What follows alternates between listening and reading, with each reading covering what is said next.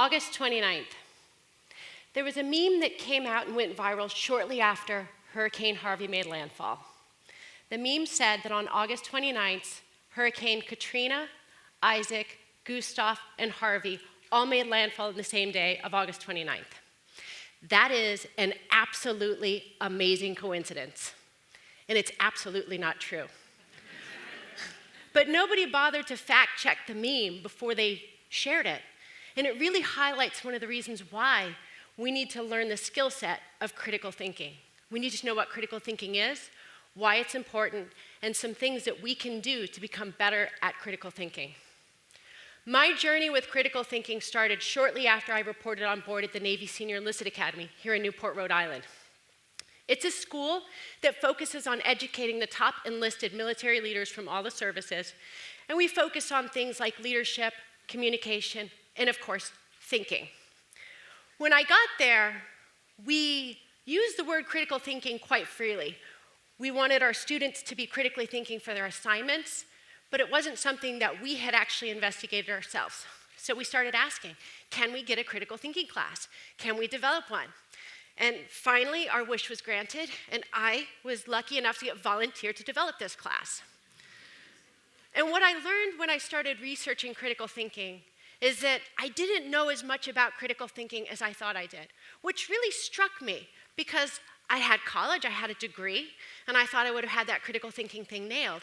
But what I discovered is critical thinking is far less about our problem solving and much more about analyzing our thinking, finding the flaws in it, and becoming good thinkers.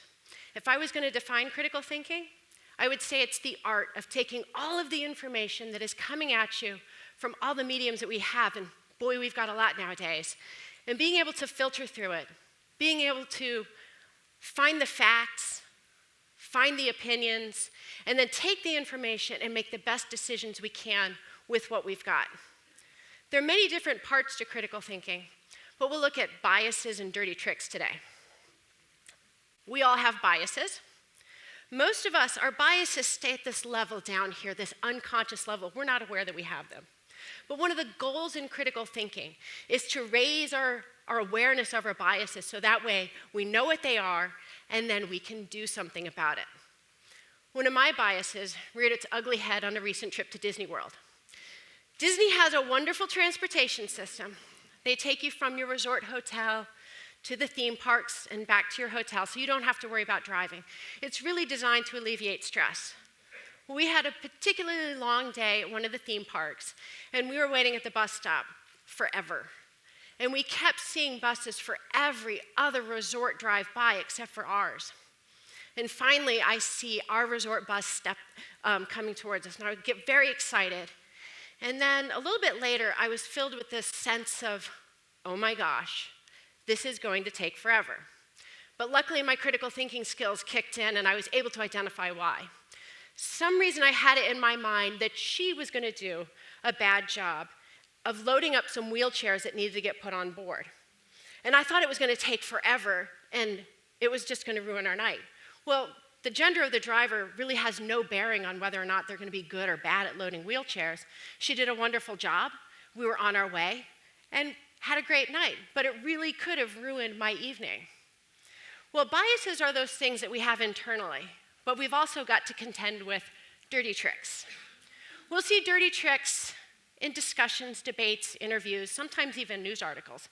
And the purpose of dirty tricks is to basically win an argument by discrediting or undermining either the person or the argument itself. I saw one recently after President Trump was elected. Bill Nye was on Fox doing an interview with Tucker Carlson.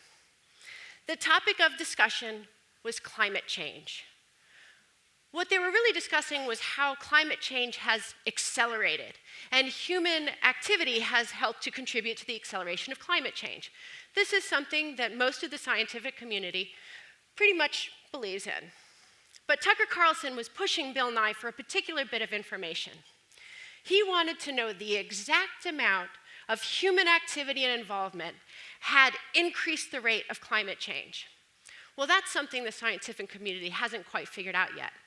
But what was happening was Tucker Carlson was using Bill Nye's inability to give that one bit of information to discredit the argument, saying the scientific community, maybe you don't have your stuff together. And if you don't have it on that one number, maybe you don't have it for anything. So knowing a little bit about what critical thinking is important, but why is it important? Why does it matter? So when we don't know what our biases are, we let that drive a lot of our thinking. Our biases can shape many of the decisions in our lives, from who we'll hire, who we'll fire, where we'll live, where we'll go to school. And when we're making important decisions in our lives, we need to know why we're making them, not just base it on this feeling of, well, that feels good or bad, because that's usually our bias talking. And when we're not critical thinking, we've essentially handed over permission for somebody else to do our thinking for us. And that's particularly troublesome when you learn that people are using dirty tricks to win arguments, often not even based on facts or evidence.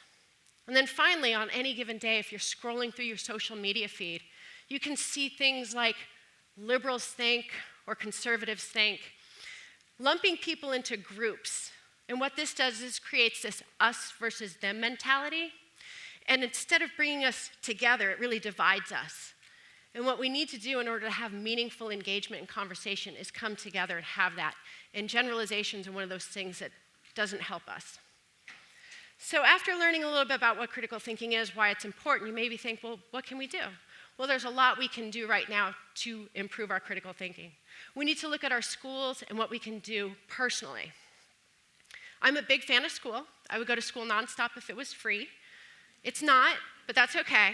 But one of the things you learn when you love to go to school is that you research a lot of schools and you take a lot of classes. And in all the classes that I've taken, critical thinking is something I'd see in a syllabus, but not a class that I'd actually have to take. We need to start injecting this into our school systems. We need to teach students to learn the difference between facts and opinions, to view the world from multiple lenses, and to ask meaningful questions. And most of us will probably never set foot in a classroom again, and that's okay, because there's things that we can do right now on our own to become better thinkers. Humans are funny people, and one of the things we like to do is we like to find people who agree with us. And when we choose our news sources, we tend to wrap ourselves in the comfortable blanket of, we just found a news source that agrees with everything that we agree with. Well, one of the things we need to do is we need to take that blanket, we need to cast it aside, and we need to, without bias, look at opposing views and see what they have to offer, because often they can be good things. We need to ask questions. See if somebody is trying to push a particular agenda with what they're presenting to you. And one of the most difficult things that we need to do is we have to practice. We can't walk out of here today and say, hey, I sat through a TED Talk on critical thinking. I've got this thing down now. It doesn't work that way. Critical thinking requires discipline and practice, much like the Olympians and Paralympians who represent their countries. They worked hard, they had discipline, and they practiced. Well, in order for us to become stronger critical thinkers, that's one of the things that we need to do. So we need to know what critical thinking is, why it's important, and things we can do in order to be better at it. And so the next time you get that super share-worthy meme or headline article, why not critically think on it before you hit share? Thank you.